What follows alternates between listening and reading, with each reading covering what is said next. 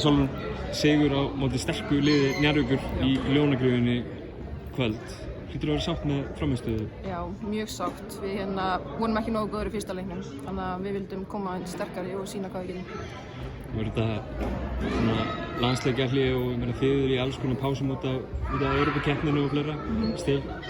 Ég meina, þú ert náttúrulega komað nýinn í deildina núna, en þetta er kannski svolítið erfiðara fyrir ykkur að navigata þetta tímabil heldur en hinlega?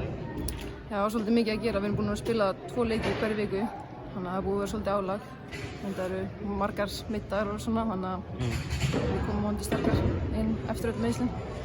Þú eru líka í leiki inni í deildinni. Ég meina, Njarðvík er á svaka siglingu í deildinni, en þú veist, þið eru ekki að spila á móti neinum, en eru samt svona kannski liðið til að vinna í deildinni. Er þetta ekki svolítið skrítið? Jú, þetta er svolítið, mér finnst mjög skrítið að vera, þú veist, við erum alveg nokkrum umferðum á eftir á, þannig að það er kannski erfiðar að fylgjast með deildinni og sjá hvar við stöndum hérna, við vitum ekki alveg, við eigum nokkra leiki inni. Náðu í sigur hér í dag á sterkum útivelli.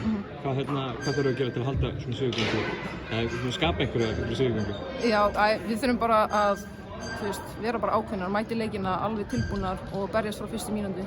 Við erum búin að vera svolítið svona að berjast við það, þú veist, vera ákveðnar og koma tilbúnar í leikinn frá fyrstu mínútu. Frábært, takk fyrir. Takk.